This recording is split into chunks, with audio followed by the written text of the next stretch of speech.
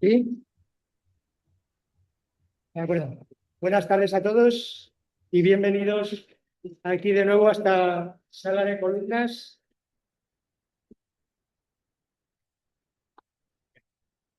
Se ha apagado. Ah, y no hay ningún botón, ¿eh? Bueno, como decía, buenas tardes y bienvenidos a todos y a todas aquí a la sala de la columna de la Caja Rural de Aragón. Como bien venimos haciendo de forma habitual a lo largo de todas las semanas, hoy precisamente es la octava sesión del curso sobre historia, cultura e identidad de Aragón. Prácticamente estamos ya en el ecuador del mismo, curso que ya es la tercera edición que venimos organizando desde la Fundación Gaspar Torrente con la colaboración tanto de la Caja Rural de Aragón como de la Diputación de Zaragoza. Cuestión que quiero excusar en este momento tanto a Laura Prada como a José Manuel Latorre, representantes de la Caja Rural y de la Diputación de Zaragoza, que hoy no pueden asistir. También, ya que me he puesto en el momento de las excusas, quiero excusar también al presidente de la Fundación, a Vicente Fuster, que por razones que desde luego a él no le gustaría, por razones familiares, por cuestiones, problemas de enfermedades, no puede asistir, no puede acompañarnos como suele ser habitual en todas estas sesiones. Y en ese sentido, pues quiero expresar desde aquí la pronta recuperación de su mujer, de Pilar, que va evolucionando lenta, pero favorablemente, ¿no? Bien, como decía, son 12 sesiones las que tenemos en este curso y hoy la sesión que va a tener lugar es la de Sant Brig y Romero Radicales, los dos Slinder aragoneses y su papel ante el Holocausto. Para ello vamos a tener, como está aquí a mi derecha, a Miguel Ángel Pallares Jiménez, que es toda una eminencia en esta materia. Para mí es un honor poder presentarlo hoy. Ya participó con nosotros en la edición del curso pasado, precisamente hablando sobre la llegada de la imprenta a Zaragoza, y eso fue ya en la sesión pasada. O sea, por lo tanto, ya podemos decir que casi es un conocido y habitual de nuestros cursos. En ese sentido, quiero decir que, bueno, que ya muchos lo sepáis, pero Miguel Ángel es licenciado en Geografía e Historia y doctor en Historia por la Facultad de Filosofía y Letras desde el año 2001. Ya cuando hizo la tesis doctoral, ya que fue precisamente sobre los incunables de Zaragoza, en ese sentido recibió el premio extraordinario del doctorado. Actualmente es profesor de la Universidad de Zaragoza en la Facultad de Educación y ahí va combinando a lo largo de toda su carrera lo que es la parte de la investigación histórica con una clara vocación hacia hacia la enseñanza, tanto hacia el profesorado como hacia las personas. En ese sentido, ha sido miembro y participante y profesor de la Universidad de la Experiencia, trabaja en la cuestión en ciencias de la documentación, en las ciencias sociales, en la formación del profesorado. Por lo tanto, combina esas dos facetas, ¿no? Por eso casi podemos decir que la anterior fue más por la parte histórica y esta casi es más por la parte de la enseñanza. Como decía, ha escrito infinidad de artículos de temas muy variados. No voy a entrar en ellos porque estaría aquí relatando muchísimos, pero has tocado desde el humor gráfico, tema de los libros, tema del Holocausto, es decir, una variedad infinita. Tema del agua, es otra de tus facetas que te destacan y que has trabajado junto con tu pueblo, Tausten. Es decir, esas facetas un poco. Y sobre todo el tema de los libros, también ha publicado de forma colectiva o individual más de bueno, prácticamente una veintena de libros, principalmente sobre la imprenta de Aragón, la imprenta de Zaragoza, sobre Tauste, el agua, la vida. Has colaborado de forma colectiva en libros como El país de los aragoneses, es decir, también de forma muy polifacética. Pero hoy no quiero extenderme y quiero centrarme en el tema que hoy nos ocupa, que es su papel precisamente en la charla sobre las dos eminencias, las dos personalidades, los dos diplomáticos que va a tratar hoy y sobre el papel en el Holocausto. En el año 2020 fue el año que se denominó el año de Sant Brig, porque hacía 40 años de su fallecimiento. Miguel Ángel fue el comisario de la exposición que organizó el Ayuntamiento de Zaragoza en el seminario y allí Además de eso, de ser el comisario de esa exposición, de publicar también el libro que posteriormente publicó sobre, sobre esa exposición y sobre enseñar el Holocausto, que después editó en el 2024 por Prensas Universitarias, también ha coordinado un simposio sobre enseñar el Holocausto, un simposio internacional también sobre el enseñar el Holocausto y que se celebró también en Zaragoza de forma telemática. Ha trabajado y ha colaborado en la revista Clio de History and History Teaching, en el cual hizo un monográfico sobre cómo tratar el tema del Holocausto en ambientes educativos y formales. Ha organizado ciclo internacional de conferencias sobre Sant Brid, 5 voces para Sant Brid. El libro que ya he citado. Ha impartido conferencias sobre los judíos en Aragón, en el Centro Sefarad Israel de Madrid. Luego a concretamente determinadas publicaciones, algunas de ellas en la revista Rolde del REA, en las que aboga, por ejemplo, por el hermanamiento entre Aragón y Hungría, por los nexos históricos que existen entre los dos países, por la justicia y la dignidad y la memoria aragonesa del Holocausto. También otro artículo que escribió, o un capítulo, sobre la educación contra la intolerancia y la labor humanitaria de Ángel Sackbrief y la pedagogía del Holocausto.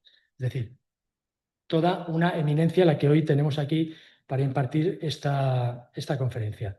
Y ya para acabar, ha hecho como conferencias más importantes así, o que cabe destacar, en el Instituto Cervantes de Budapest, que es donde desarrolló, por ejemplo, la labor Ángel Sackbrief, la labor humanitaria más importante por la que hoy es conocido, y también ha sido alumno de instituciones muy relacionadas con el Holocausto, como el Yad Vashem, que ya luego explicará quién es, que son precisamente quien otorga los premios de Justo entre las Naciones, que son los premios que tienen las dos personalidades sobre las que nos va a versar. Pues él ha estado haciendo cursos presenciales con ellos, becado también por el Yale Historical Institute en Varsovia y en Madrid, y próximamente creo que vas a ir a Salónica, y no este mes, al siguiente, también para asistir a un curso celebrado por esta entidad que decía. Bueno, pues como dice el título, dos personalidades que se pueden denominar los dos Slinders aragoneses, que si aritmética o numéricamente los midiésemos, no hablaríamos de dos Slinders, hablaríamos de por lo menos 7 Slinderes. Lo digo por la cantidad del número de judíos que salvaron entre Romero Rodigales y Ángel Sackbrief, que fue desde luego muchísimo más que Slinder, pero claro, Slinder tiene una película y eso también hace mucho en el tema. Pero para ello yo no me quiero extender, sino simplemente os dejo que pasemos ahora un rato, espero que sea fructífero, como no puede ser de otra manera, frente a la eminencia que tenemos a Miguel Ángel, que desde luego nos deleitará con estas dos figuras aragonesas. Así que muchas gracias a ustedes y a ustedes con Miguel Ángel. Gracias.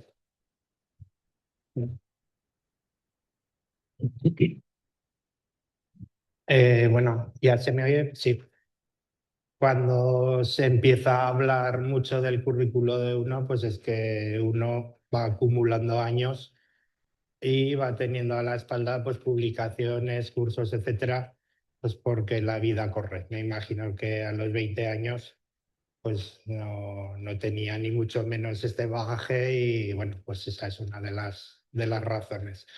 Y otra razón de lo que decía José Antonio con Schindler, pues bueno, si Spielberg hubiera nacido en Graus, pues hubiera hecho la lista de radicales y entonces pues serían más famosos nuestros justos de las naciones.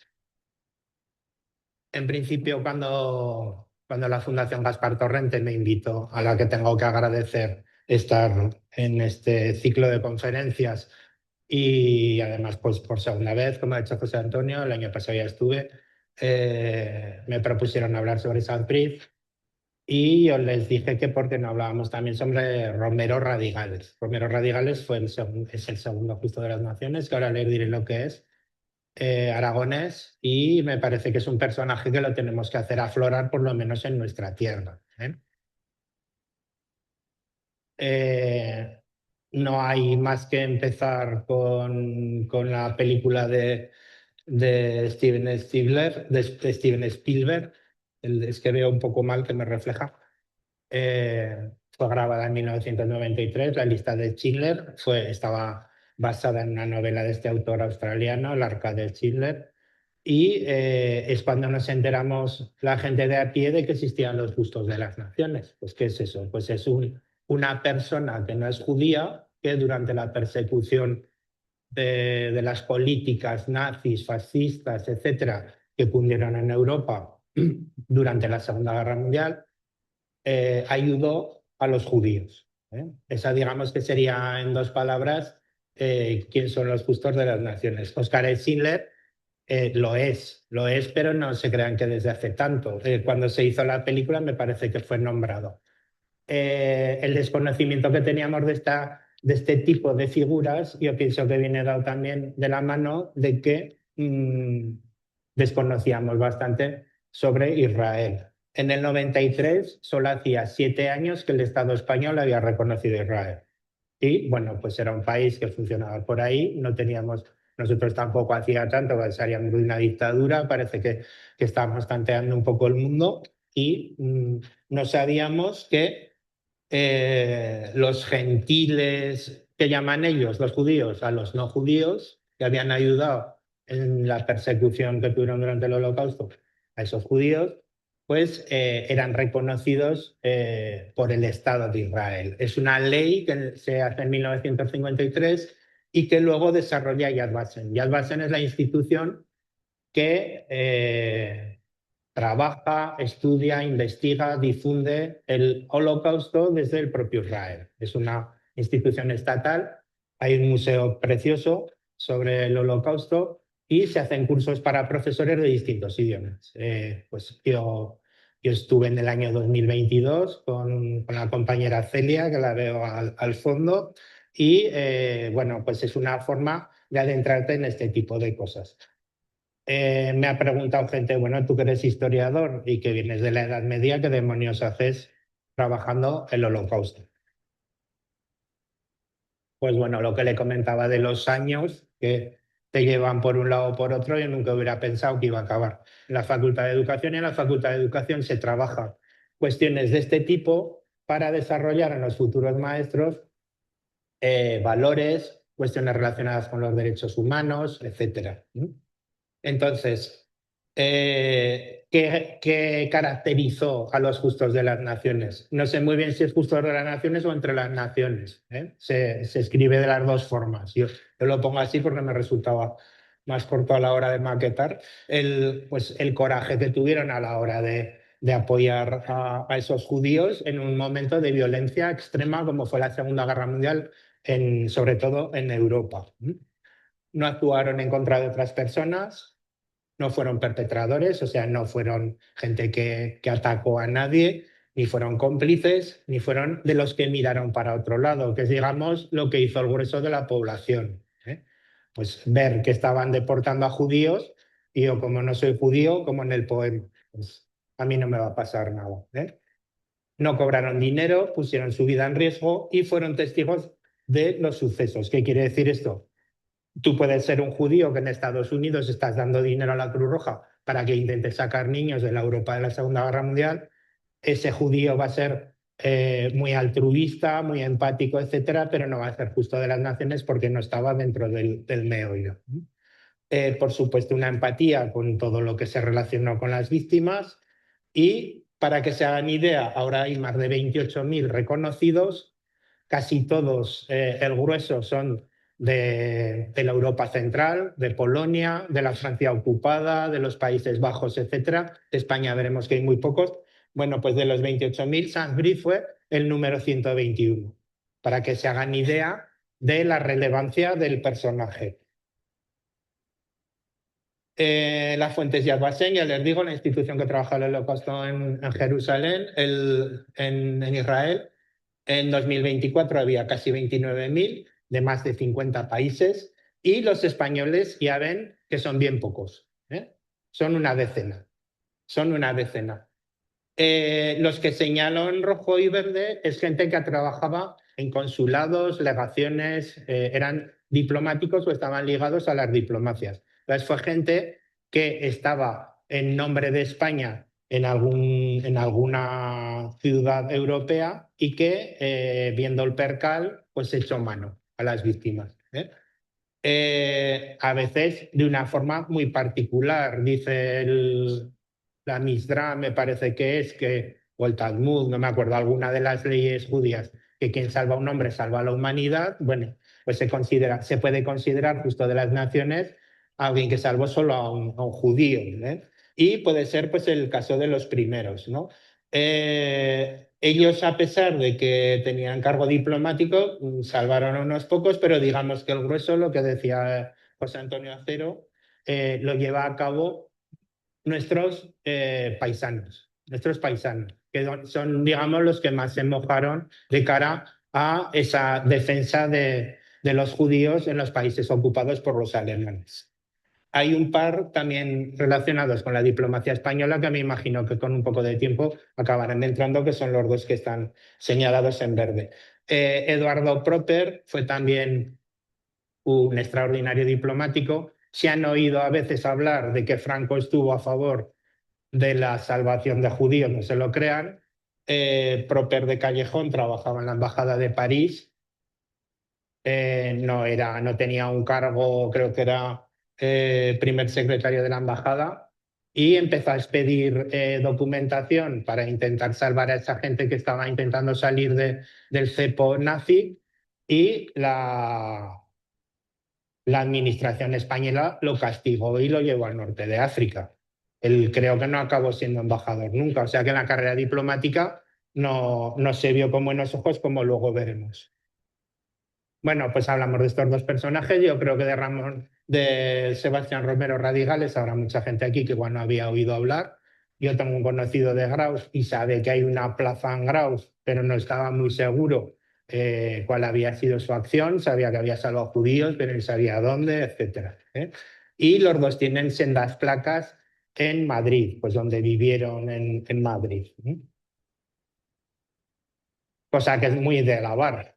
Aquí en Zaragoza costó hacer cierto homenaje a Sanz, como luego veremos.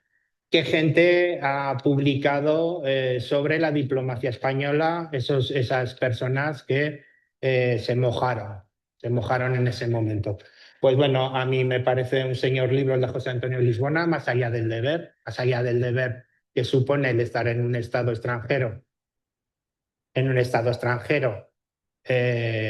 con funciones diplomáticas. Al fin y al cabo, tú te debes a lo que te están ordenando desde tu país, y muchas veces esta gente estuvo con una soledad de horror, porque ni recibían órdenes ni recibían ningún tipo de directriz que les encauzara hacia lo que ellos pretendían. Eh, Santiago López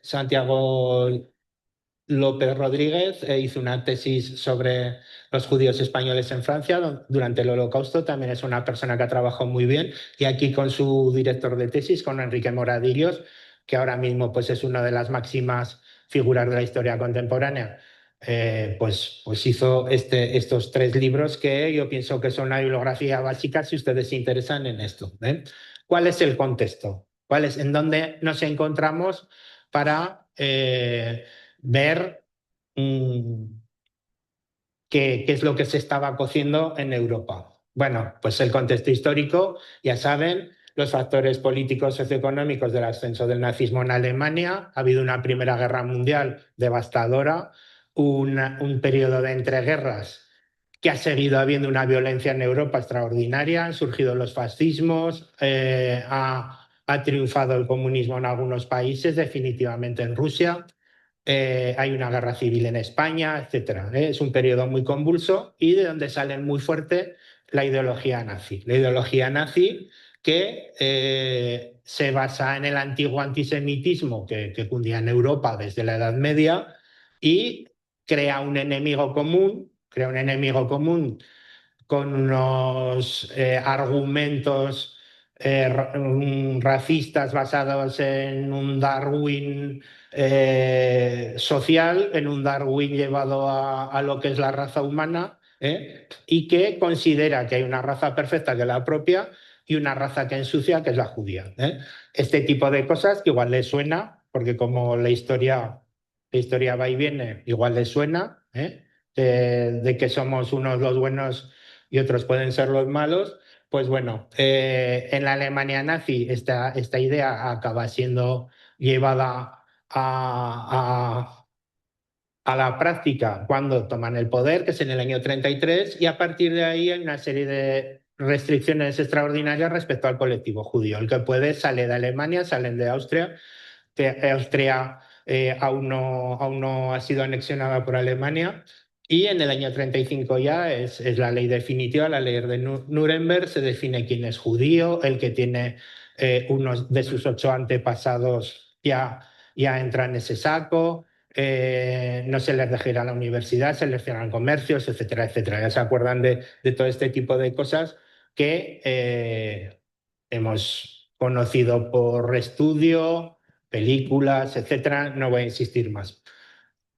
Y no solo afecta a los judíos, afecta a otros tipos de minorías, a gitanos, a pobres, un poco pues como podría estar pasando ahora, políticos de izquierdas en la Alemania nazi, disminuidos psíquicos, eslavos, republicanos españoles, etcétera. O sea, esto es un saco donde nos limpiamos aquí, bueno, y hay una falta de reacción internacional extraordinaria. Digamos que los países lo que hacen es mirar para otro lado. Cuando se estudia el Holocausto siempre se piensa que quién son los perpetradores. Ya saben el juicio de Eichmann en Israel, que resultó ser un funcionario. Yo organizaba fue el gran logista de todos los trenes, vías, etcétera, de judíos que fueron hasta los campos de exterminio. Y cuando se le juzga dice, bueno, pues yo cumplía órdenes, a mí se me decía que estos eran los trenes, estos eran los horarios, estas las personas, y yo lo ordenaba y eso tiraba para adelante. Dices, por ideología, obediencia o presión social puedes llegar a ese nivel de inhumanidad. Los Einsatzgruppen, es muy famosa la acción contra judíos y todo este tipo de colectivos que hemos visto en los campos de concentración, pero los Einsatzgruppen eran los que iban detrás de la Wehrmacht, iban limpiando los pueblos. Se calcula que más de 1 millón de personas, de judíos, murieron por el holocausto por balas, que se llama. Llegan a un pueblo ucraniano conquistado, tienes aquí judío, estos 100, al siguiente. Y eran grupos de operaciones de gente que ni siquiera estaba en el ejército. Era gente pues, que tenía más edad o que formaba parte de los cuerpos policiales, etc. Hay un momento de inflexión que es la conferencia de Wannsee. Se reúnen 15 personas, 15 altos cargos nazis y dicen, bueno, ¿qué vamos a hacer? Estamos ocupando casi toda Europa y tenemos varios millones de judíos que siguen por aquí pululando. Y dicen, pues bueno, vamos a montar todo lo que va a ser la política de exterminio, pues a través de trenes circulando por Europa y puntos o campos de trabajo o campos que son pues como una capoladora. Para la gente ahí el tren se le gasea, para la gente el tren se le gasea.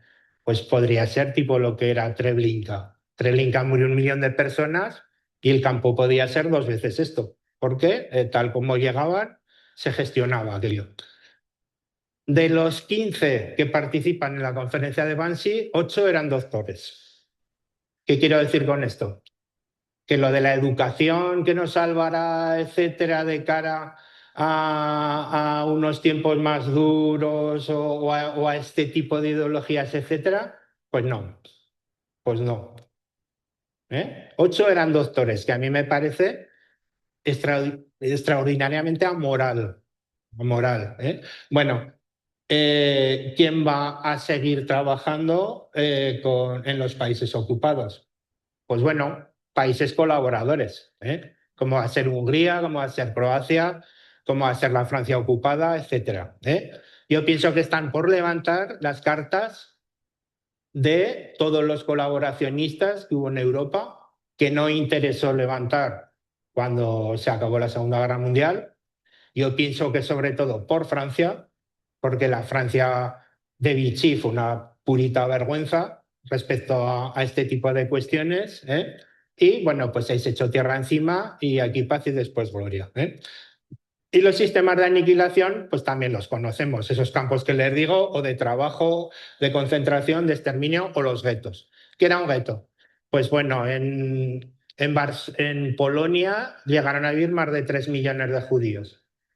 Y en Varsovia me parece que era 1 millón el que vivía, que era una grandísima ciudad. Bueno, pues dices, a ver, del tubo hasta el seminario de San Carlos, hasta el río, en ese cuadrico vais a entrar el millón de personas y cerramos y bueno, ya os iremos diciendo. Bueno, la gente en ese tipo de guetos se muere literalmente de hambre por la calle. No sé si han visto El pianista, que también es otra muy buena película sobre el Holocausto, y la gente literalmente se va muriendo por la calle. En Budapest, en el gueto de Budapest, iban acumulando cuerpos en lo que era la antigua sinagoga, antigua y nueva, que es la que hay, que es enorme y hermosísima, y en el patio de la sinagoga hay fotografías de verdaderas piladas de gente que se han muerto de hambre en el gueto. Bueno, pues interesa aclarar algunos conceptos, que es holocausto, viene del griego sacrificio con quema de víctimas, ¿eh? Y digamos que la acepción actual sería sistema de exterminio de judíos y de otros grupos humanos llevados a cabo por la Alemania nazi, y yo digo, y por otros países y otros grupos colaboradores, ¿eh? Hubo, hubo cuerpos del ejército de la SS, que eran belgas, que eran ucranianos, que eran lituanos, etcétera. Las SS ya saben que era un ejército absolutamente racista que hizo papeles exterminadores en los frentes y en las retaguardias, ¿eh? Genocidio. Bueno, genocidio es una palabra nueva, la crea Rafael Lemkin en 1944, que es un profesor de Yale, es judío, y es con el prefijo genus, pueblo, en lengua griega, y caedere en lengua latina, que es matar, sería matar al pueblo.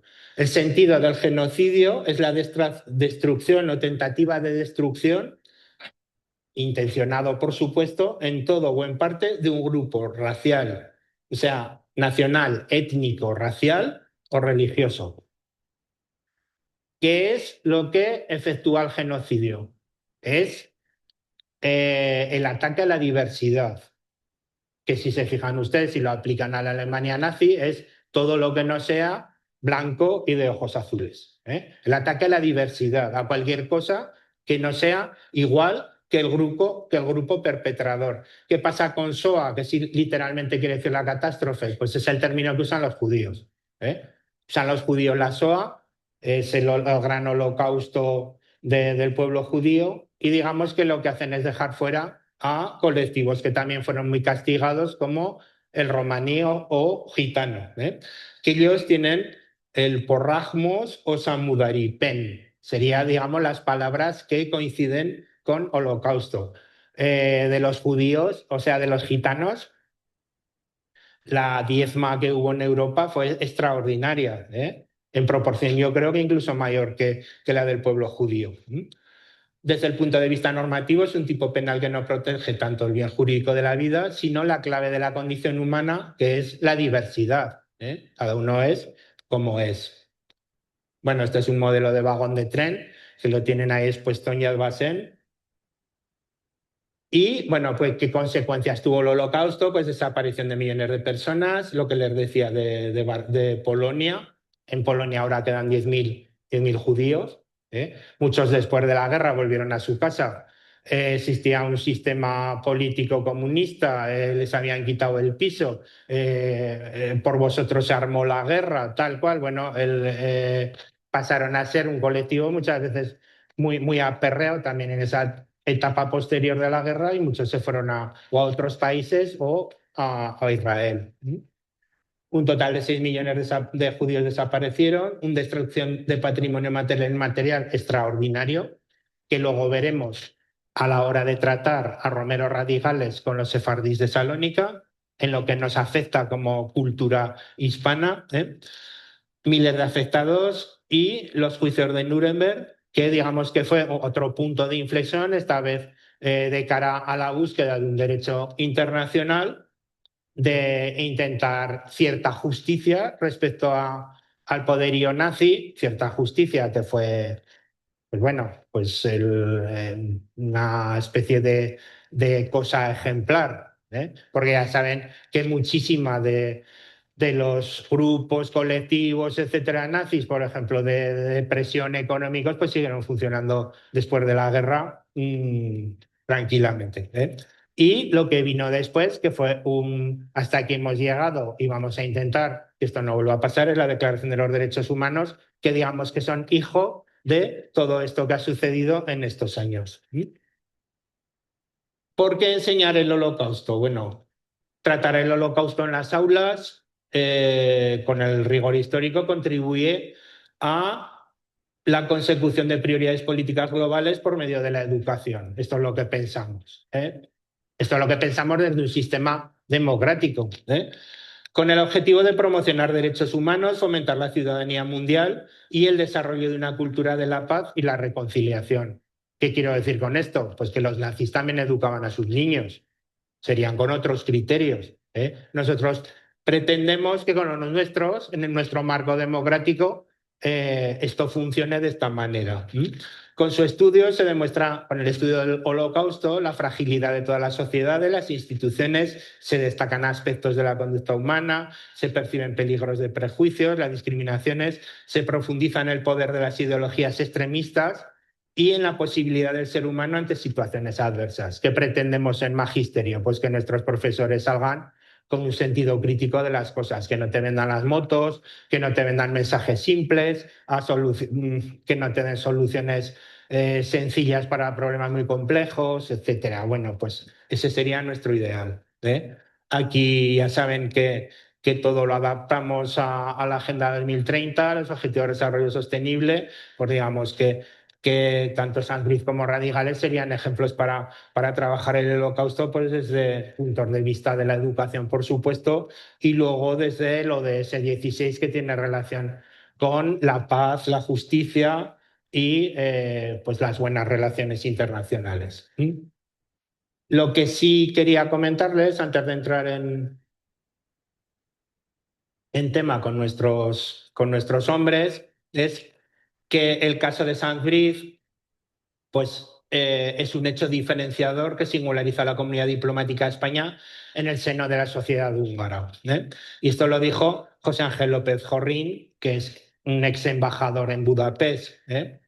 Es un motivo para acercar a sus centros educativos una imagen moderna de nuestro país donde destacan valores como la tolerancia y la solidaridad. O sea que desde la propia embajada de Budapest, que ahí está esta hermosa placa al lado de la puerta. Además, es curioso porque la legación española tuvo durante la guerra y antes de la guerra es el mismo edificio que ahora tiene la embajada.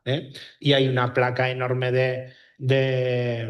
de mármol porque allí y en el Ministerio de Exteriores de España se le reconoce como un verdadero adalid de las relaciones humanas. Bueno, a pesar del título, voy a empezar por Radicales porque pienso que es más desconocido y así están ustedes un poco más frescos del tute que les estoy dando aquí. Se le reconoció en 2014 a Radicales. Ya les he dicho que nació en Graus y uno de los puntos de mala suerte que han tenido estos personajes es que eran muy franquistas. La diplomacia española no fue franquista porque aún no existía el franquismo, incluso durante la República. Lo que era en ese momento era muy conservadora y monárquica. Entonces, cuando llega la República, se encuentran con un cuerpo diplomático de uñas porque ellos vienen pues, de familias de embajadores, de gente bien que ha hecho la carrera diplomática, etcétera, y que no están entendiendo muy bien pues, todas las reformas que se están intentando hacer en la Segunda República Española. Entonces, Eh, Romero Radigales, que ya ha empezado desde los años 20 a estar en distintos lugares, en Estados Unidos, por Centro Europa y tal, va a ser un profundo franquista. Tiene publicaciones. De Sansbury lo desconozco, yo no he encontrado. Y, y José Antonio Lisbona, que es el gran historiador de Sansbury, el que va a sacar la monografía definitiva, pues cuando se la publiquen próximamente, yo creo que tampoco. Sin embargo, radicales sí. Fíjense el Cariz, el separatismo vasco, además publicado en Pamplona, que fue la comunidad foral requete de gran apoyo al bando nacional, ¿eh? Y luego una cosa sobre valores españoles, pues tomadas de elementos que al franquismo le parecieron exquisitos, pues para hablar de esa personalidad que teníamos en este país. Pues el Quijote, Calderón, el Greco, Velázquez, etcétera, ¿eh? Me hace gracia porque hay gente de verdad y el Quijote que no deja de ser un personaje literario. Pero bueno, es de una familia de Graus, acomodada, es cónsul en Grecia. He obviado carreras diplomáticas y tal porque me parecía meterles mucho rollo. Y lo que sí me interesaba, respecto a lo que estaba hablando ahora, en el 37-38, durante la Guerra Civil, está en Atenas por el gobierno franquista y está de representante republicano en Salónica. ¿Qué quiere decir esto? Que está haciendo un doble papel.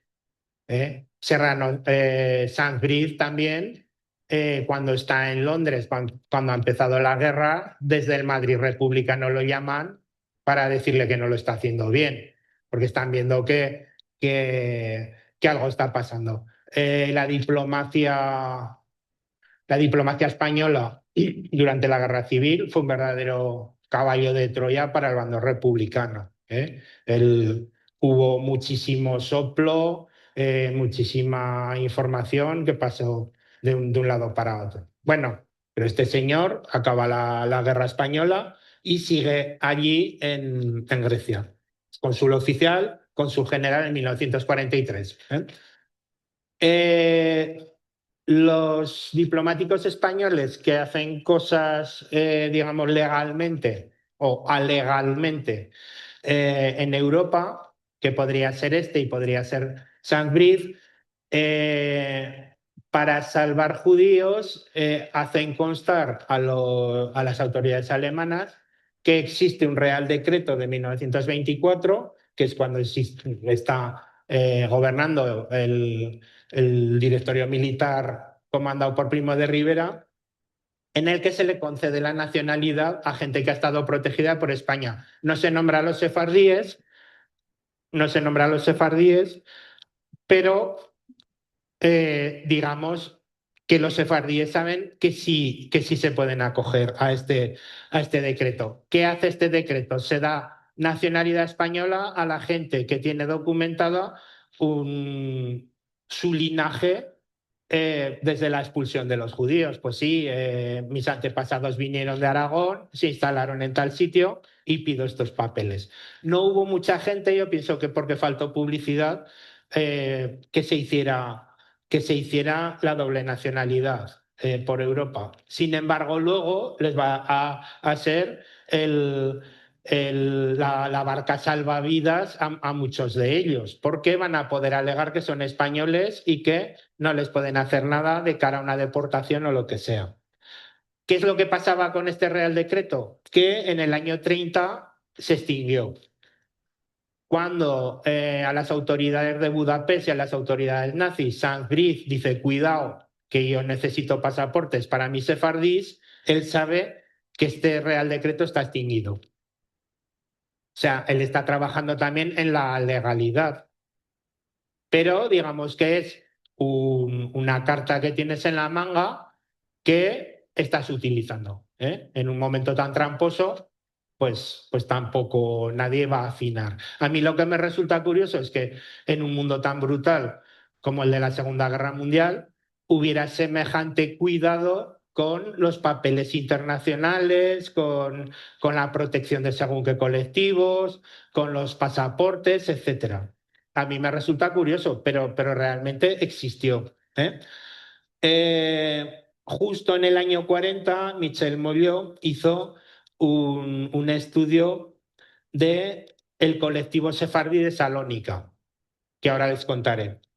Y en abril del 41 es una de las zaborreras campañas italianas, que es el aliado tonto de la Alemania nazi. Intentan conquistar Grecia, les pegan por todos lados y tienen que entrar los alemanes a resolver la papeleta y ocupan Grecia. De tal manera que retrasan su operación Barbarroja. Dicen que ese tiempo perdido en Grecia y ese retraso a no sé qué día de julio para empezar la operación Barbarroja hizo que se les retrasara todo en la inmensidad de los campos rusos, ¿vale? Bueno,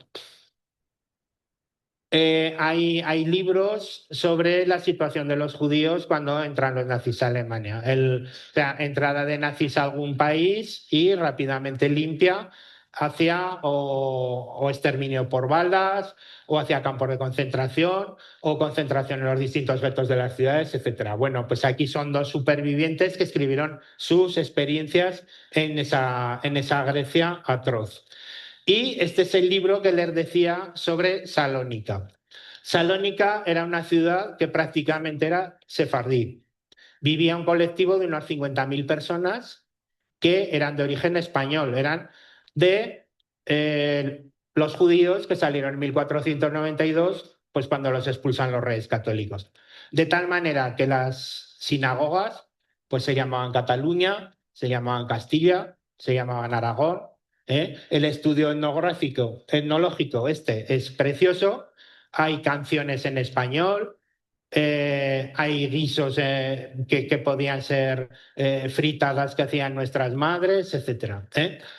Y justo cuando acaba este trabajo, entran los nazis, el autor es judío, tiene que huir, y pasada la guerra, en el año creo que 50, en España el Instituto Arias Montano, que trabaja cosas sobre estudios hebreos y judíos, se lo publica, pero ya toro pasado. El prólogo es para echarte a llorar, porque él explica, yo hice un trabajo sobre una ciudad que tenía un colectivo de 50.000 habitantes, que me dio toda esta riqueza que aquí les muestro, que ahora no existe.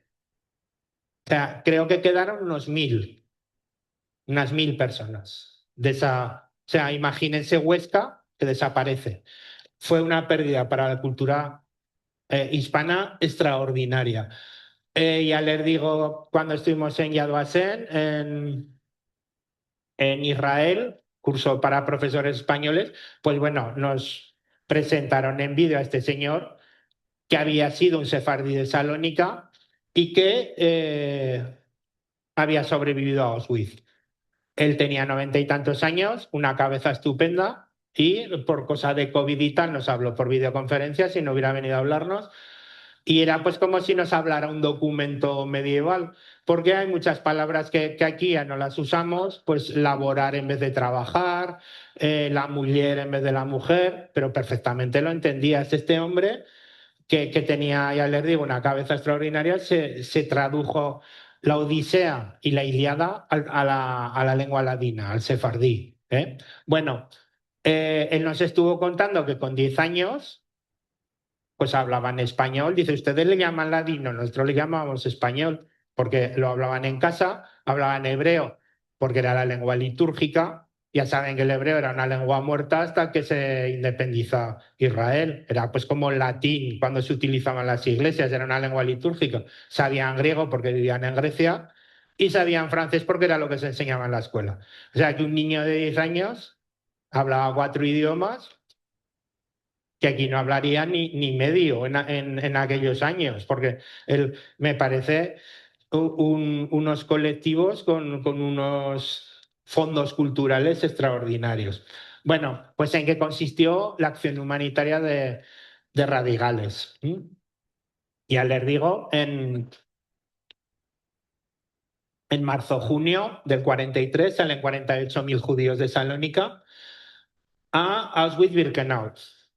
Y Romero Radigales, que era cónsul en Atenas, desvía 150 sefardíes a Salónica o Atenas. Digamos que él va a poder jugar con la gente que tiene documentación, lo que les comentaba. No va a valer todo este colectivo es sefardí, con lo cual es hispano. Los alemanes habían cedido que los sefardíes italianos y los españoles que estuvieran documentados se podían volver a sus países. Y entonces él lo que hace pues es ganar tiempo.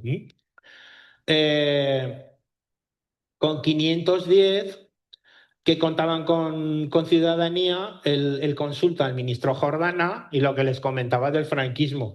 Le pide, entre comillas, esto dice el documento, mantener una actitud pasiva y evitar toda iniciativa personal. O sea, le podía haber puesto que le den. El 13 de agosto del 43, un grupo de 637 judíos, poseedores de la ciudadanía española, llegan a Bergen-Belsen, al campo de Bergen-Belsen. Me imagino que sería este colectivo y algunos más. Continúa sin darse por vencido y hay un momento de inflexión, que es el que venden los historiadores que dicen que Franco hizo mucho por los judíos durante el Holocausto. Hay un momento de inflexión en que Franco ve claramente que Alemania no va a ganar la guerra. Entonces, digamos que, bueno, empieza a hacer pequeñas acciones que le puedan salvar respecto a lo que pase después. Entonces, en ese momento de inflexión, logra que ese colectivo salga al Marruecos español. Entonces, hace también por asistir a los judíos de Atenas, interviene ante las autoridades alemanas para que liberen a un grupo que está en otro campo, en Haidari, guarda pertenencias de judíos, etc. O sea, que él hace una labor altruista extraordinaria con este colectivo. Él dice, si ellos tienen documentación española, los considero como españoles diplomáticamente, digamos, con las leyes internacionales que corresponden. Bueno, pues ya ven lo que decía José Antonio Acero, me parece que Schindler salva 900, pues Romero Radigales, que no habían oído hablar de él, pues salva a más de 600. Hay no mucha bibliografía sobre este hombre, no hay mucha bibliografía, y este será a lo mejor el libro más interesante de Matilde Morcillo, que hasta me parece que el título es engañador. El S.R. Si me ponen a mí M.A.P. Jiménez, se me desnaturaliza el nombre y la acción que haya hecho. No sé, que a veces los propios historiadores hacemos una serie, bueno, pues es una pequeña crítica que el contenido de dentro, la verdad que vale la pena. Y está en la plaza que tiene en Graus.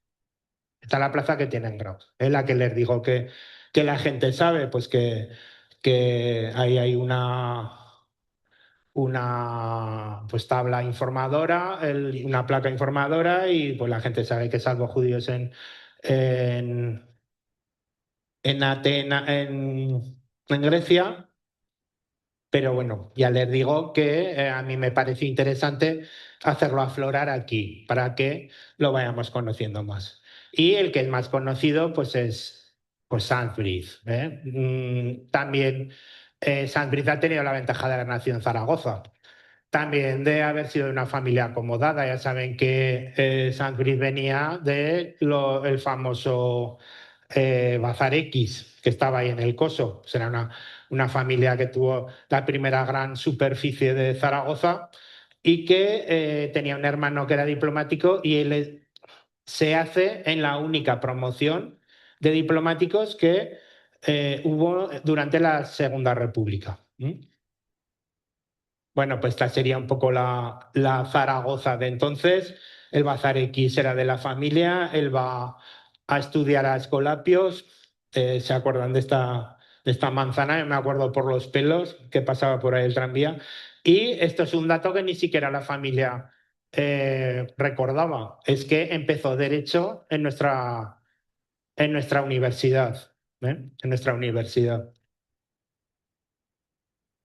Bueno, Sanskrit tuvo una vida bastante interesante desde el punto de vista diplomático. era ya no solo por su paso por Hungría, él fue el primer embajador en China.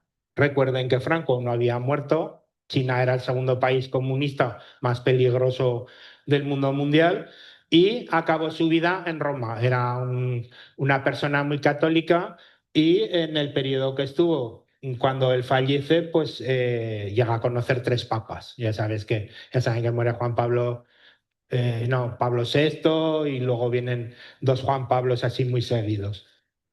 Hay una serie de publicaciones sobre Saint-Brieuc que pues son muy interesantes. El Diego Carcedo, que falleció hace bien poco, que es la primera monografía que se hizo sobre él, que es curioso, la hace un periodista, no un historiador. ¿Eh? Y digamos que viene a rebufo pues de la película de Schiller. ¿Hay alguna referencia por ahí? Bueno, en la de Julio Martín Alarcón, que la saca después. La lista de Saint-Brieuc, el Oscar Schindler español. Eh, Hay un libro que ha nombrado José Antonio, que es esto que sacamos en 2020, que publica Rolde, en el que se habla del Holocausto desde el punto de vista aragonés. Casi todo el libro trata de las víctimas aragonesas del Holocausto, que ya saben que se materializaron casi todas pues en los pobres republicanos que tuvieron que salir de aquí, pero también hay un par de capítulos que recuerdan a Saint-Brieuc. Y este me parece muy interesante de citar porque fue Premio Lope de Vega 2019 de teatro, que fue pues una obra dramática de Víctor Iriarte que trata sobre Saint-Brieuc en Budapest. Digamos que el personaje ha dado el salto tanto a la literatura como al cine. Igual han visto ustedes una miniserie que había que echaron en televisión sobre Saint-Brieuc, etcétera. Más materiales, José Alejandro González Baztán hizo este documental que a mí me parece imprescindible. Imprescindible, es un señor documento sobre la vida de Saint-Brieuc. Y en el año 24, pues bueno, este servidor, el que les está hablando, pues coordinó un libro en el que también, lo que les decía, estamos tratando el Holocausto desde el punto de vista de cómo educar a nuestros alumnos, pero también hay un contexto histórico anterior que nos da entrada a esos trabajos y en el que también nombramos a Saint-Brieuc. Bueno, pues datos biográficos. Nace aquí en 1910, creo que en la calle Manifestación, no muy lejos. Es la única promoción que salió la suya.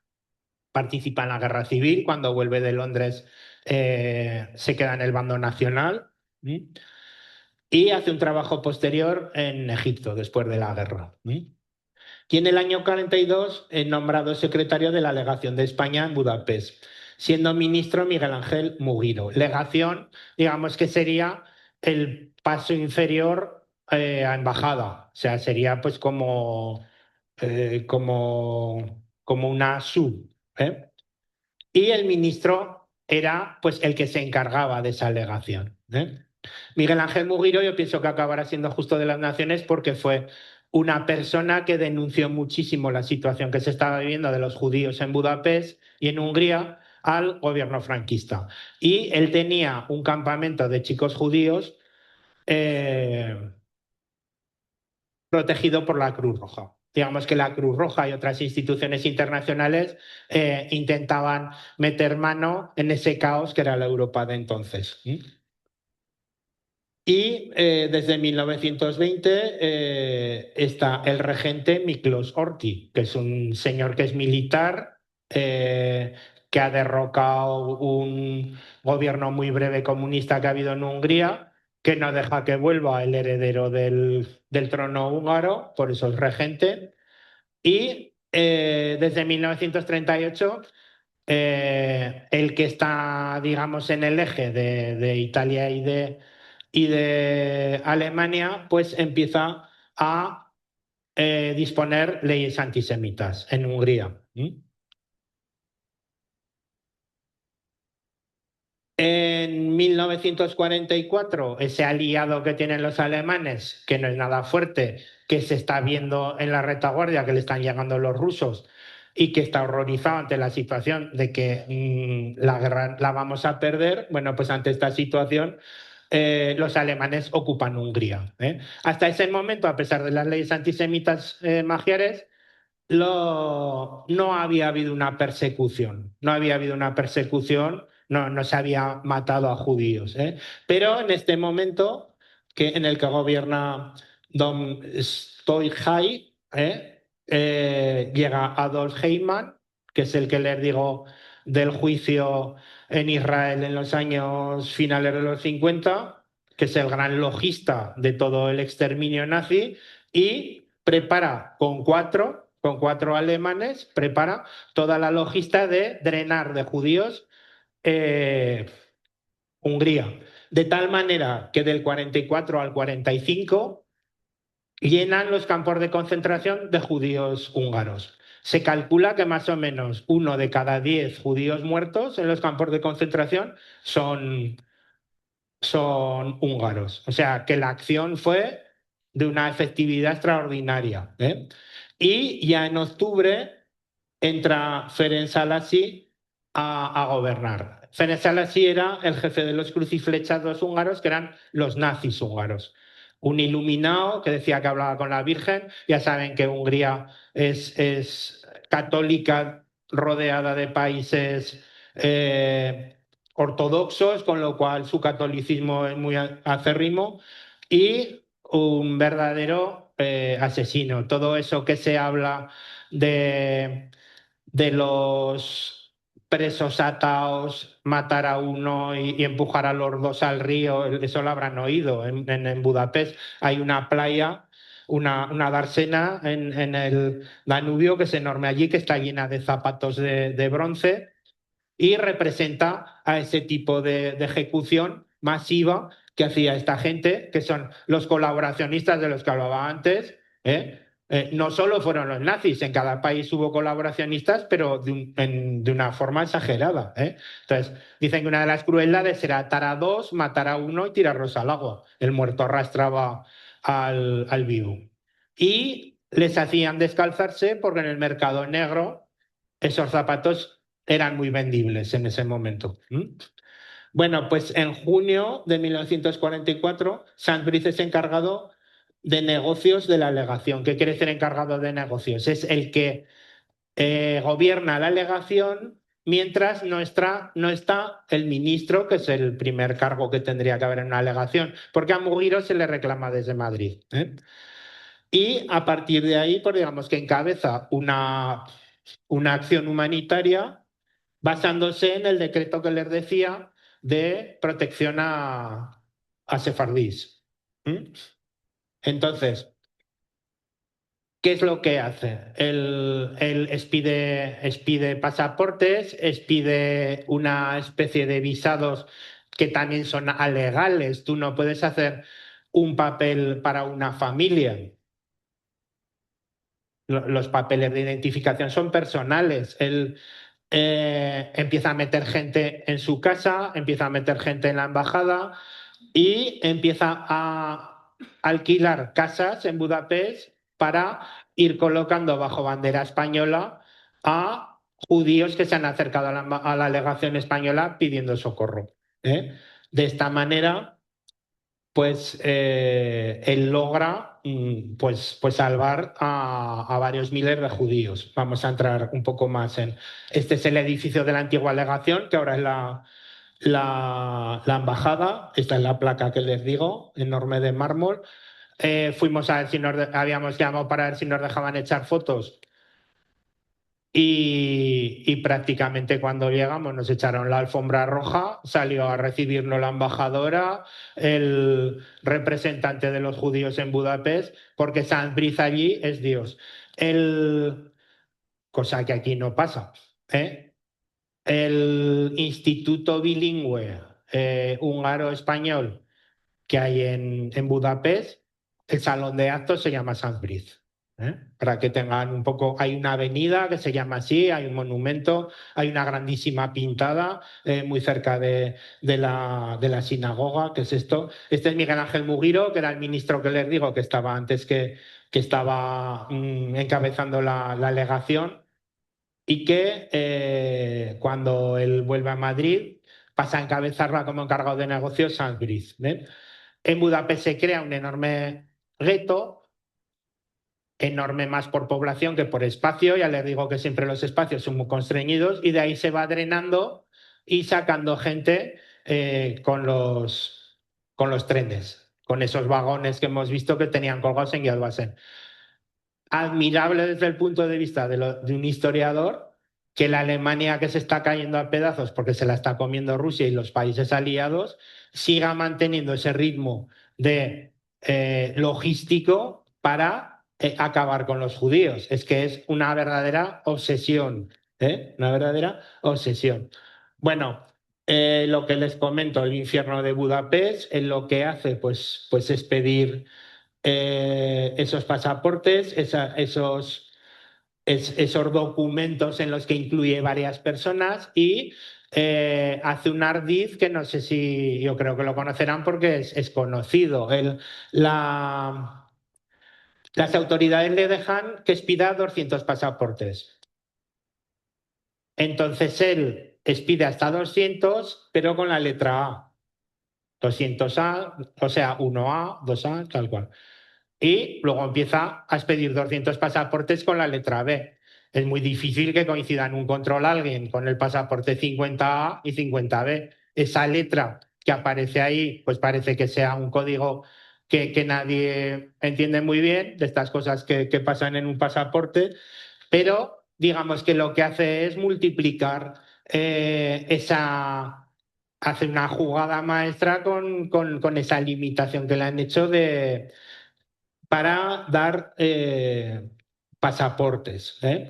La gran mayoría miren, esto es una fotografía de lo que les decía, de la gran sinagoga que estaba dentro del gueto de Budapest y cuando llegan las tropas rusas, los muertos estaban ahí, pero como que no era pila o madera. La foto entera es monstruosa. Es una de las cosas que les quería comentar. Yo cuando trabajo el holocausto prefiero trabajar a personas que hicieron bien dentro de ese avíspero a estar insistiendo con los millones de gaseados, con niños destrozados por las balas, etcétera. ¿Qué les sucederá a veces si van a museos relacionados con el holocausto? Que a la tercera sala están absolutamente saturados, saturados, porque es un verdadero diluvio de imágenes, de imágenes, de imágenes, que hay un momento que ya no te entra ninguna información. Entonces, esto no puedes darlo en primaria, ni muchísimo menos, y en secundaria. No sé, yo por eso digo que es una buena forma de darle la vuelta, pues trabajar con los justos de las naciones. ¿Sí? Esto es un cuaderno que se guarda fotográfico de judíos húngaros que llegan a Auschwitz, que es de la poca documentación que hay en ese momento. Las casas protegidas, aquí se ponía la bandera española. Esta casa está protegida bajo la legación española. Y los alemanes, al fin y al cabo, España era un país no beligerante, pero al fin, pues bueno, la respetaban. La respetaron menos los taraos de los cruciflechados. Hubo entradas a casas de estas e intentos de llevarse a los judíos porque sabían que ahí estaban. Esta es la bodega de la embajada. Y ahí nos estuvieron enseñando donde había familias enteras pues hospedadas. Y incluso el receptáculo donde dejaban, porque claro, tiempos de tifus, de comer fatal, de las aguas todas apestadas, pues donde dejaban, si había bajas, pues iban dejando ahí en la embajada.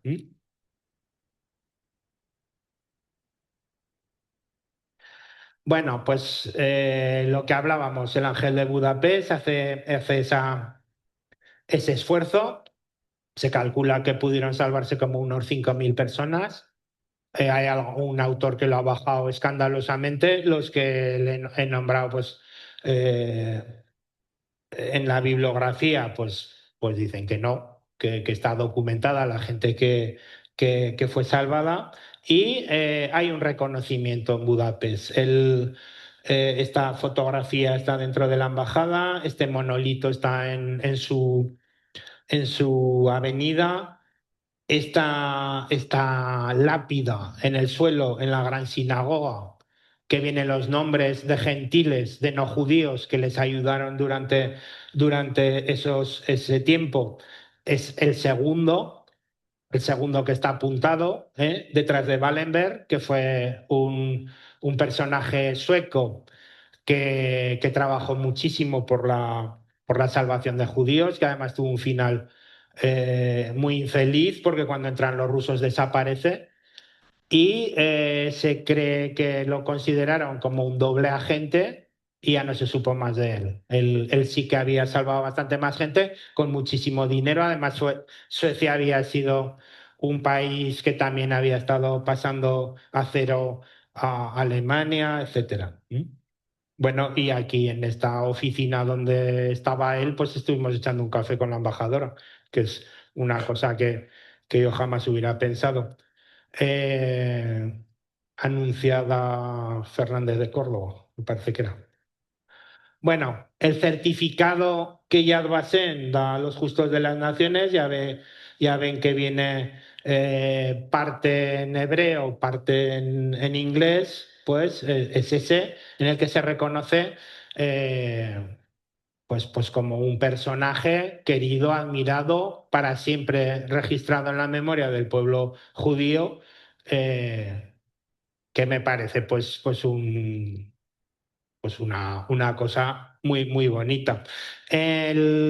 Cuando hace el 50 aniversario de la Declaración de los Derechos Humanos, el Estado español eh, imprime un sello con la cara de Sanz-Briz, que es una cosa muy significativa. Y además en el sobresello ya ven que incluso representan ahí a Zaragoza, su ciudad natal, etcétera. El otro sello era esas dos huellas dactilares haciendo un corazón, ¿eh?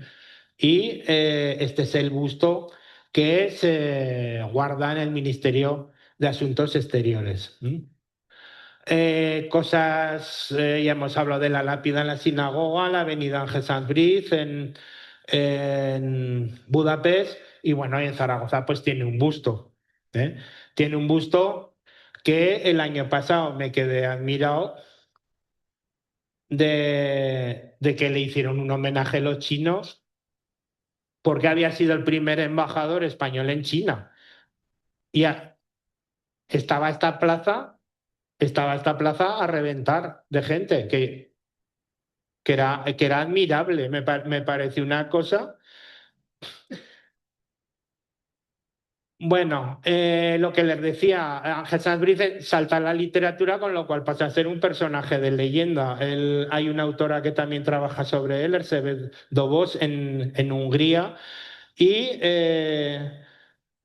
mm, aparece en varias novelas, lo que les comentaba. Hay una novela que incluso aparece también Radigales. No, aparecen los dos. Y lo que se hace en el Ayuntamiento de Zaragoza a partir del 40 aniversario de su muerte es que se va a empezar a hacer un concurso de literatura relacionado con su figura, los derechos humanos y la filatelia, lo que les comentaba, la presencia de Sanz-Briz vinculada a esos derechos humanos. Y bueno, pues el 40 aniversario en el año 20 pues fue el arranque de hacer aflorar a Serrano Sanz-Briz. Blanca Blasco Nogués era jefa de la Unidad Cultural de Cementerios. Yo estaba en ese momento trabajando otra cosa educativa en el cementerio y me preguntó qué se podía hacer para celebrar el año. Normalmente lo que se hacía era una exposición cuando celebraban pues el año del escultor que hizo eh, la escultura esta, ahora no me acuerdo, del albañil que se ha caído, tal. Pues bueno, pues salía una exposición y un catálogo. Y ya me dijo que qué podíamos hacer. Le dije, pues si quieres hacemos eso, pero podemos hacer un año Sandgrid y lo hacemos aflorar. Yo te hago un congreso, yo te hago unas cosas, tal. Bueno, aquello fue una tormenta de ideas, como dicen los sajones. Pues bueno, el 20 era el aniversario, se hizo un convenio del ayuntamiento con la Universidad de Zaragoza, a mí se me hizo un contrato para asesorar en hacer esa exposición y el catálogo sobre la vida y la labor humanitaria de Sant Gris, y mi intención, por supuesto, era que esa exposición fuera itinerante por los colegios. Se realizó en cartón pluma, se puso en el seminario y yo lo que quería es que fuera por todos los colegios y que yo u otro profesor fuera hablando de Sant Gris, de los derechos humanos, de las políticas extremas, etcétera, y darle un peso didáctico a lo que estábamos haciendo. También se proyectaron visitas didácticas al cementerio, recreaciones, que ahora se llevan mucho, crear un memorial con sus restos, porque en ese momento estaba en un panteón familiar, pero no familiar de su familia, sino de los abuelos y tíos, etc.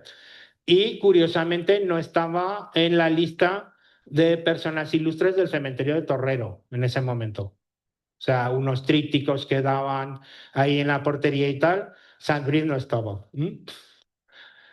Yo propuse también que se hermanaran las ciudades de Zaragoza y Budapest. Es extraño porque dos países tan lejanos han tenido en la Edad Media muchos contactos. Varias reinas aragonesas han sido húngaras, que además siempre las fuentes dicen que eran muy bonitas, etcétera. Bueno, pues yo decía, con los nexos medievales, con el nexo actual de Sant Brit, vamos a hacer un contacto entre las dos ciudades, que encima son cruzadas por dos ríos enormes, etcétera.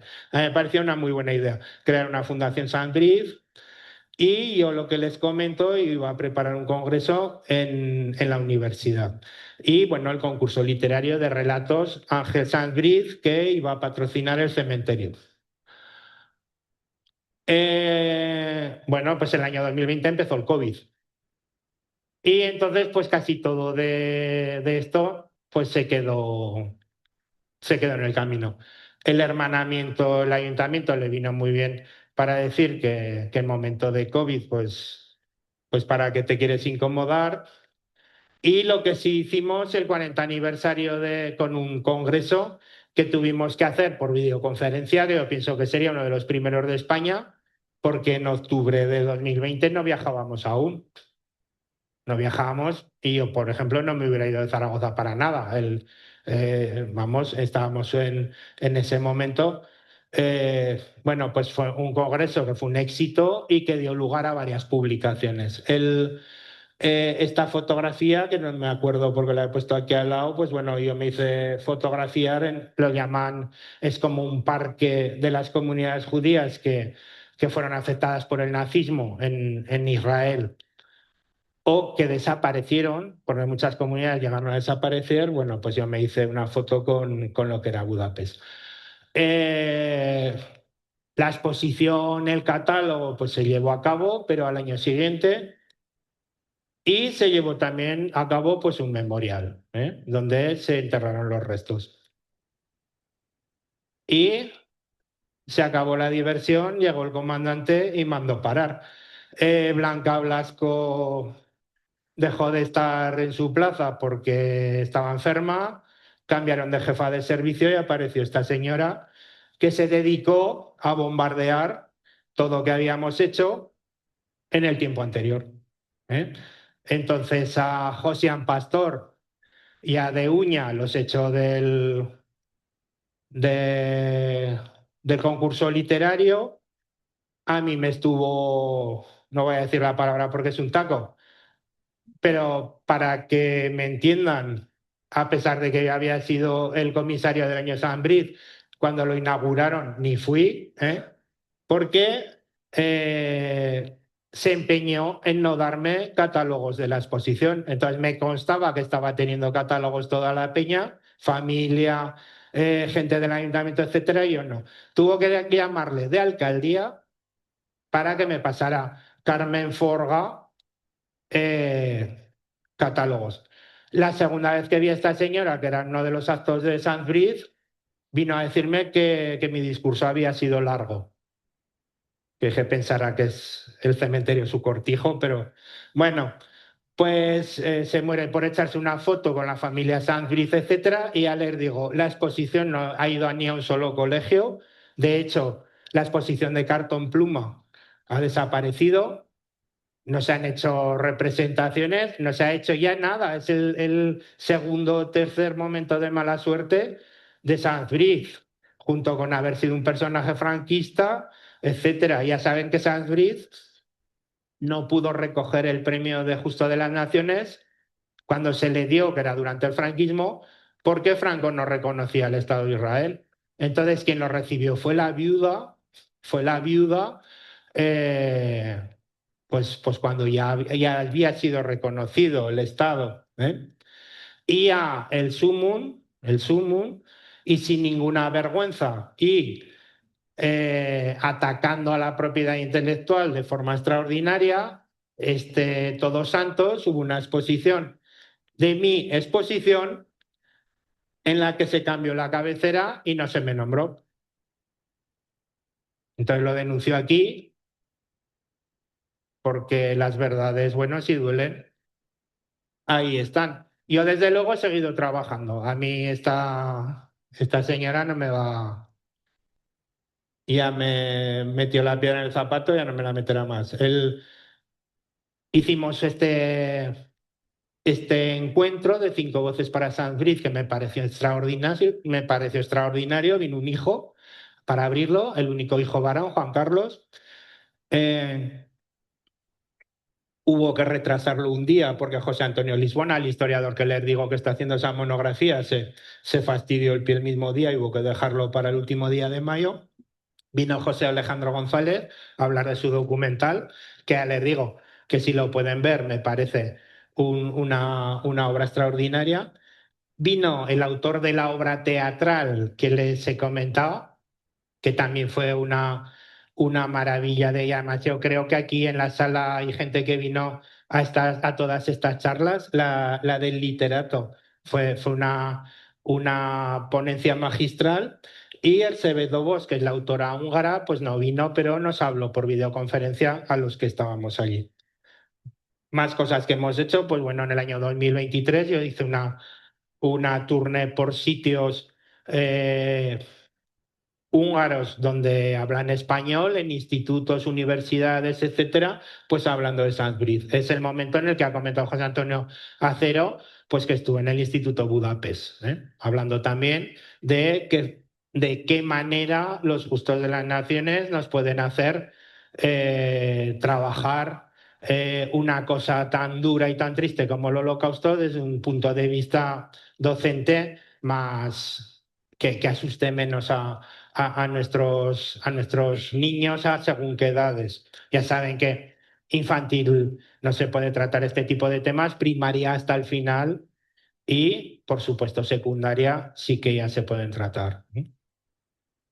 En el 2024 sacamos la monografía que les comenté y también en este otro trabajo que se hizo pues, para tratar desafíos de la educación, de cómo enseñar historia, pues ahí con 2 compañeros hablamos de esas cosas que a los educadores nos parecen interesantes respecto a estos personajes.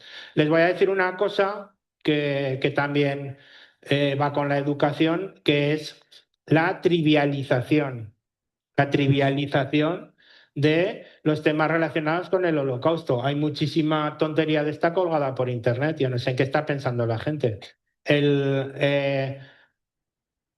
Hay también un peligro con la educación. Ya saben que hay una canción de los Rolling Stones, Simpatía por el Diablo. Tú puedes estar explicando algo de lo malo que es y el chaval acaba diciendo, bueno, pues llevan unos uniformes bien chulos. Y se te escapan, y se te escapan por debajo de la puerta de la idea que tú llevas. Los uniformes tan chulos, creo que les he dicho, los diseñó Hugo Boss. O sea que cuando se echen perfume de Hugo Boss, recuerden que fueron diseñados por que era afín al régimen. Para finalizar, y hablando de educación, voy a leer este poema de Novinsky. Dice: soy un sobreviviente de un campo de concentración. Mis ojos vieron lo que ningún ser humano debería testimoniar. Cámaras de gas construidas por ingenieros ilustres. Niños envenenados por médicos altamente especializados. Recién nacidos asesinados por enfermeras diplomadas. Mujeres y bebés quemados por gente formada en escuelas, liceos y universidades.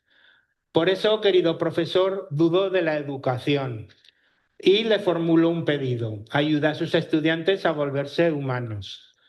Su esfuerzo, profesor, nunca debe producir monstruos, eruditos y cultos psicópatas y Eichmanns educados. Leer y escribir son importantes solamente si están al servicio de hacer a nuestros jóvenes seres más humanos. Recuerden la conferencia de Wannsee, en el que se decide toda esa logística del exterminio en el año 42, que había de 15 personas, 8 doctores. Y con esto doy por terminada mi intervención.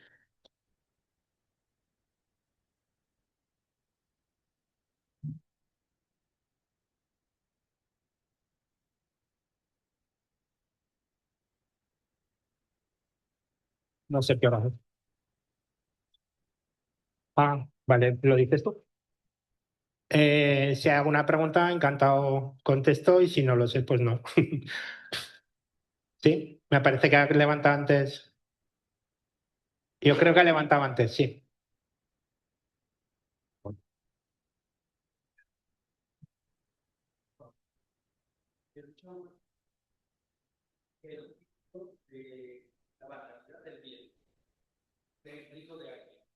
Donde se habla sobre la experiencia de Giorgio Berlasca, que fue el que sustituyó a al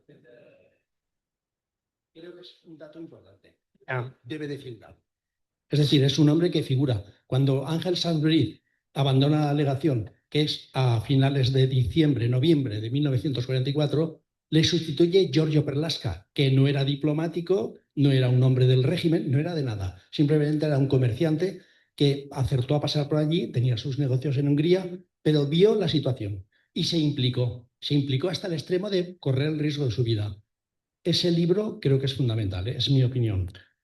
a ver, es fundamental, pero sí lo podía haber nombrado. El Ángel Sanz no funciona solo con él, funciona con el equipo que tiene en su en su legación. Y Giorgio Berlasca es una persona de fortuna que ha estado moviéndose por Europa, se supone que comercia con carne para el ejército, bueno, y cae por Budapest. Y vende que ha sido luchador en la guerra civil con el cuerpo voluntario italiano. Entonces, Sanz-Gris le dice: hombre, pues aquí tiene usted su lugar. Es uno más de los que trabajan en la legación. Que él colabora, pues sí, de hecho está reconocido como justo de las naciones. En principio he venido a hablar de los aragoneses, está reconocido. Me parece bien que lo nombre, pero dése cuenta que Perlasca lo que hace es embarrar la figura de Sanfrid. Digamos que se aplica beneficios que no podría haber hecho de ninguna manera. Ya lo veo que no está de acuerdo, pues no. El libro que dice usted es absolutamente sesgado. El, tú te quedas en una alegación firmando documentos, etcétera. Me parece muy bien, eres muy valiente. Pero ahí tienes la alegación. ¿Cuál es tu alternativa? ¿Cuál es tu alternativa? ¿A dónde te vas?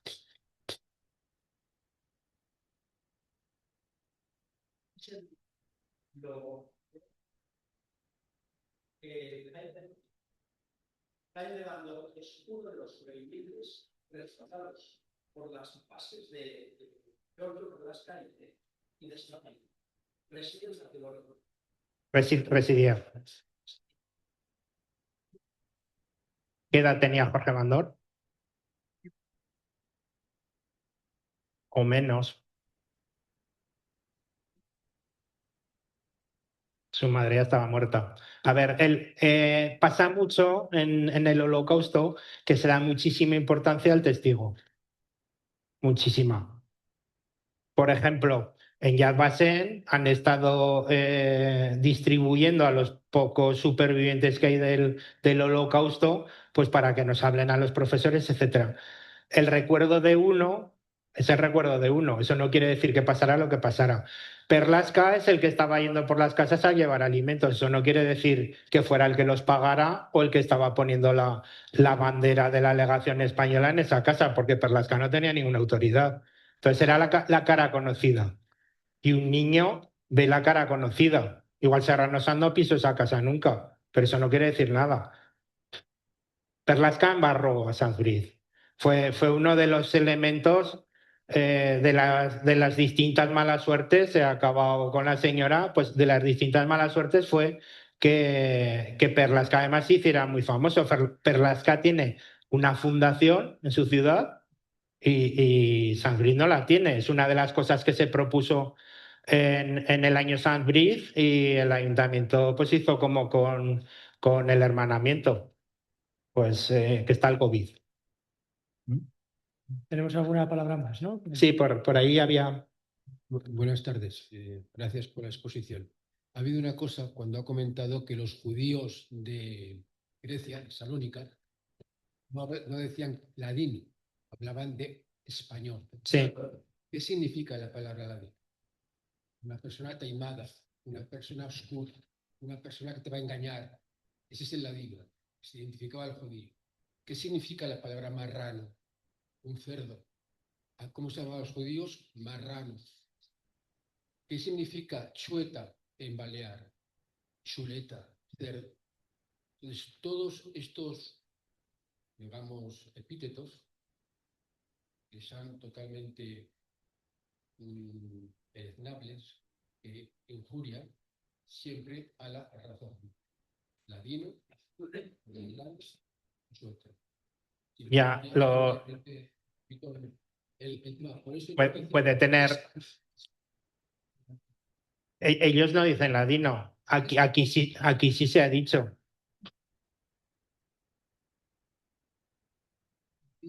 De español o de español, no de ladino. Ladino es un epíteto que han puesto los naturales, españoles. Sí, pero es como se ha reconocido. Aquí yo no, ni soy filólogo, ni defiendo nada. ¿Qué se reconoce cuando no debería de ser? Pero, a ver, lo que no se puede, si usted considera que tiene un origen, digamos, no sano, puede ser y parece que es. Lo que no se puede es borrar del mapa o sea, si en siglos se ha estado llamando en España ladino, bueno, en siglos, a ver, que de los sefardís tampoco se conocía tanto en España. Hay una guerra en África y entra el ejército español que ha ganado a los rifeños y tal, y salen de un barrio a saludarle a gente en español y piensan que son españoles y son sefardís. Y no tenían ni noticia de que hubiera allí sefardís. Quiero decir que tampoco ha habido. Lo del ladino, sí. A ver, pues es como la mala percepción de gitano, cosas de este tipo.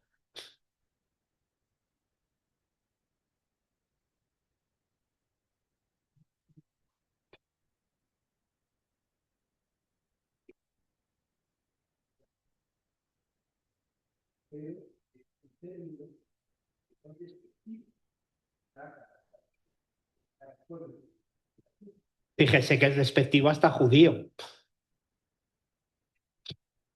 Es que si entre dos cristianos le dices a uno judío, cuidado.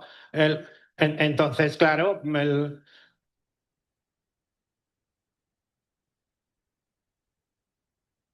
le estoy oyendo.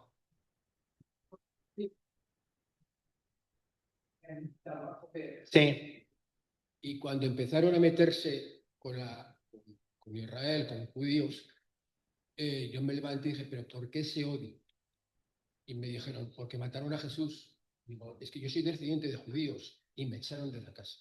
¿Le En echaron? 2005, un licenciado en Derecho de Puerto Rico. ¿Hago el ejemplo? Pues como lo que hablamos. Como lo que hablamos. Sí, por aquí había otra pregunta.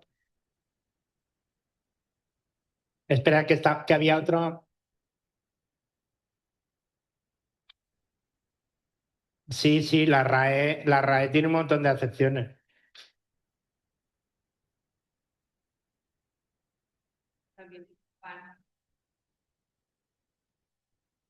Él, desde luego, no se lo. Porque le podíamos preguntar y tal, no se lo tomó como un insulto. Ladino dicen ustedes, pero no lo sé. Sí, En dos pequeñas preguntas. Buenas tardes y gracias Buenas. por su exposición. Primero, ¿qué fidelidad le da usted? Me imagino que habrá visto la película El Ángel de Budapest, que habla sobre la vida de Sabri, ¿no? Sí. Y era preguntar simplemente que qué fidelidad le daba, si la había visto, si no la había visto, no. Sí, esa que es como 2 capítulos. No, la película, no la serie, la película. ¿La de? Francis Lorenzo. Sí. A ver, a mí no me hace mucha gracia ese actor. Y Pero bueno. yo cuando la vi, pues ni frío ni calor. Es que no sé, antes que hablaba el señor de Perlasca, hay una película sobre Perlasca que se pega el rato corriendo, que es un señor chaparro con bigote calvo, que no se parecía en nada a Perlasca, que le pasa un poco como al Lorenzo. O podían haber buscado a alguien más parecido. Y tampoco entiendes muy bien que, a ver, el cine nos puede despertar pasiones, nos puede abrir puertas, ventanas o nos puede engañar. Es que a mí personalmente no me gustó nada. No, bueno, pues como yo pienso que le faltaba chispa. Bien, y después pregunta como tal es un poco a ver su opinión sobre un tema. Este tema, mucha gente creo que nos hemos preguntado cómo puede ser que un país o una serie de personas en un país tan grande como es Alemania, empezar a nacer ese sentimiento antisemita, el sentimiento antijudío, cómo tuvo esa extensión tan amplia, tan grande, ya no solamente dentro del propio país, sino dentro de países limítrofes y de países lejanos, cuando bueno, pues los judíos han sido siempre un pueblo que ha tenido sus problemas por temas religiosos que alguien no puede poner, pero ha sido siempre un pueblo amoldado a los países donde ha vivido, ¿no? Pero en cambio, el que una serie de personas, en este caso el inicio en Alemania, pueda desembocar un odio tan tremendo a nivel internacional contra un pueblo como es el judío, ¿no? Y de hecho, inclusive, hay algo que no se habla, o yo por lo menos he oído muy poco, una vez terminada la Segunda Guerra Mundial, los rusos, Stalin persiguió a los judíos durante mucho tiempo y de hecho mató o asesinó a muchos miles, ¿no? Es decir, ¿qué explicación puede tener eso ante la vista de un historiador? Algo tan tremendo, tan horrible, que la humanidad pueda crear un sentimiento y extenderse de esta forma tan generalizada. A ver, Europa entra en el siglo XX con muy mal pie y con una serie de reliquias que son los grandes imperios, con los nacionalismos que están ahí intentando pugnar por aflorar y tal, y con el nacimiento de ideologías muy potentes que no se cortan nada respecto a la violencia. Nunca había sido el mundo pacífico, ni mucho menos. Pero digamos que la idea demócrata ya estaba desde el siglo XIX bastante asentada en Europa. Todo lo que estamos hablando desde estructuras, mentalidad, etcétera, marcos democráticos. O sea, nosotros estamos mirando desde sociedades plurales, diversas, que cada uno puede pensar de una manera, etcétera. Pero Hay otra gente que no piensa así. Dice, pues yo pienso así, yo penséis igual que yo, pues se rompe la baraja. Entonces, hay un momento crucial que es el final de la Primera Guerra Mundial y la caída del Imperio Ruso porque vencen los bolcheviques.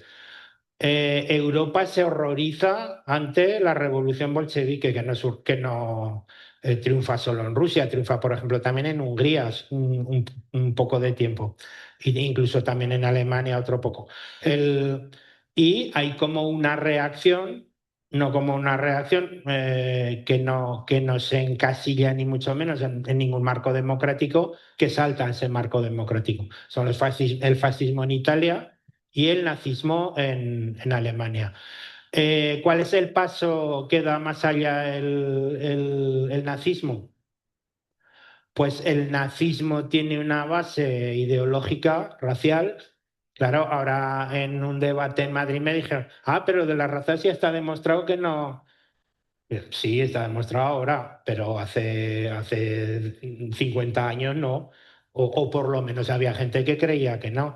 Y es un Darwin mal llevado a la sociedad humana. O sea, esa especie de especies que pervive la más fuerte, la que mejor se adapta, etcétera, lo llevas a la sociedad humana y dices, pues bueno, aquí quién es el débil, pues bueno, los chavales que tienen deficiencias los apartamos porque encima afean, pues homosexuales, ¿qué es esto? Tal, cual, vas descartando y hay un elemento que ha sido puntero culturalmente, que es el mundo judío. Un chaval de 10 años hablaba 4 idiomas. El Moisés, que les, alias Moricos, que me hacía mucha gracia, el mote, alias Moricos. Eh, el judaísmo había partido la espalda a 3 o 4 cosas en el siglo XIX y XX.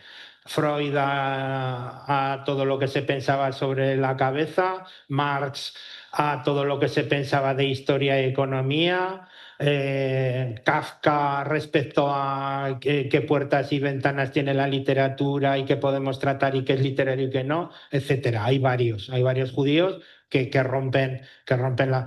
Y muchas veces lo que hay es una verdadera envidia a ese tipo de cosas. Una de las primeras leyes que hay antijudías es limitar la entrada, no que entre el que pueda o el que más listo sea o el que más dinero tenga, limitar la entrada a judíos. Entonces, si la minoría judía es un 10% en un país y le dices, vale, sí que vais a ir a la universidad, pero cubriréis un 1%. Un 1% quiere decir que chavales judíos no van a poder ir a la universidad. Es una de las cosas que primero se hacen. ¿eh? Y luego esa cuestión racista la pensaba muchísima gente. El antisemitismo es muy antiguo. En principio, lo que comentaba por ahí el señor, el pueblo de Icida, el pueblo que mata a Cristo, es eso algo que han vendido los. Yo lo he oído en misa. Yo lo he oído en misa y lo que digo, lo del insulto de judío. Entonces es agarrar un chivo expiatorio y decir estos son los malos y bombardear a la sociedad, bombardearla. Recuerden que Hitler llega al poder en el 33 por los pelos y al poquísimos Führer y caudillo y Alemania no podía vivir sin él y se aprovecha de un sistema democrático, pero él no es demócrata, de hecho quema el Parlamento y hace de todo. Él es peligrosísimo y yo veo muchos paralelos con ahora, que es lo que nos están haciendo con la inseguridad. El gran problema de los españoles, venga anuncios de ponga una alarma en su casa, no sé qué, si tiene segunda vivienda, tal cual.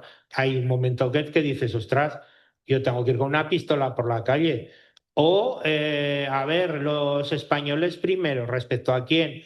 Pues a los morenos. ¿Por qué? Pues porque han venido hace poco. Pero si es que yo tengo alumnos que son de segunda y tercera generación de gente que ha venido de fuera.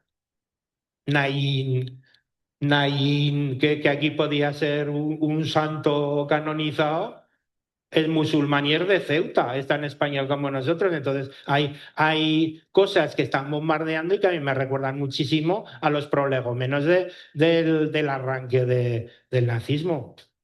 Y digamos que lo que tenemos que estar las sociedades vigilantes y no decir, pues no voy a votar porque esto es una porquería, no.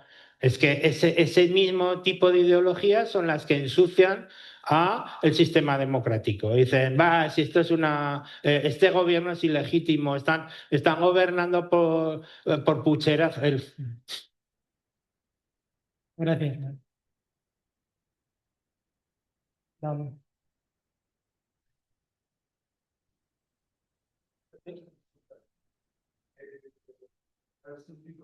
Por todas las ramas mundiales, por todas las ramas culturales, por todas las ramas del nivel social, que dices, a ver, es que a lo mejor una serie de personas que dices, se encuadran en tal grupo y dices, ¿qué se va a esperar? Pero es que resulta en grupos totalmente opuestos, igualmente te dedican a esos sentidos. Entonces, dices, ¿qué pasa? ¿Qué pasa?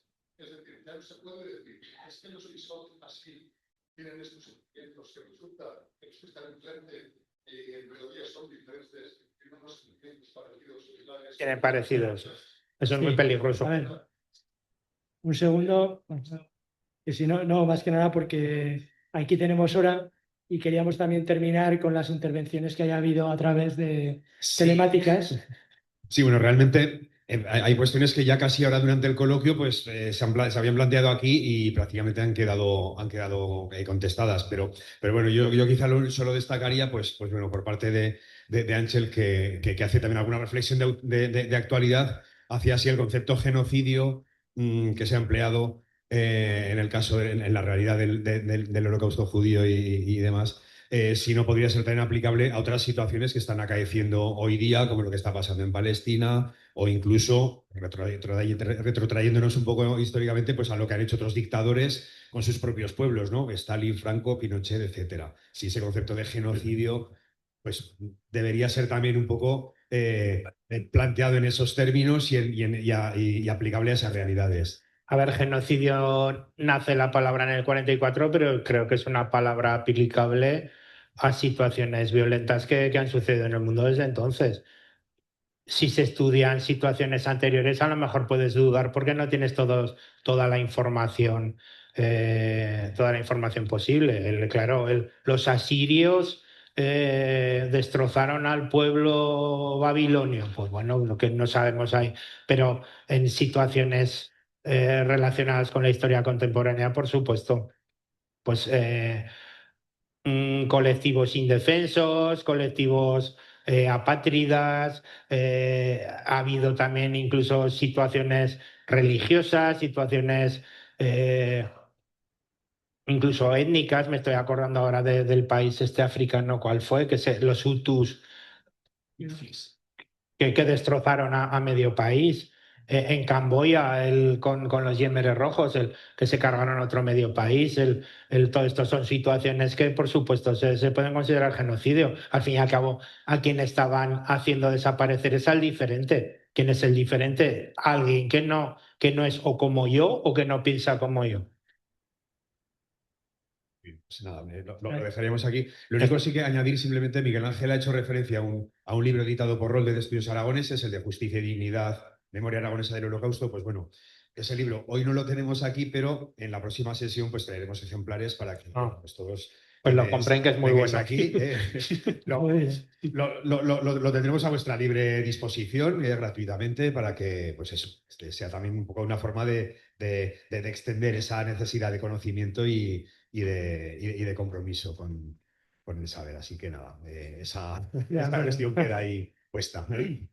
Muy bien, pues muchas gracias. Muchas gracias.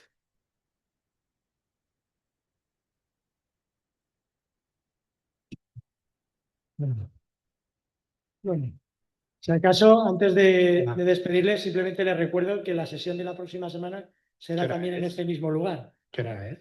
La ponente será Paloma Ibarra Benyo y el tema de la conferencia será la diversidad climática de Aragón y su influencia en el paisaje. El jueves 7 a las 7.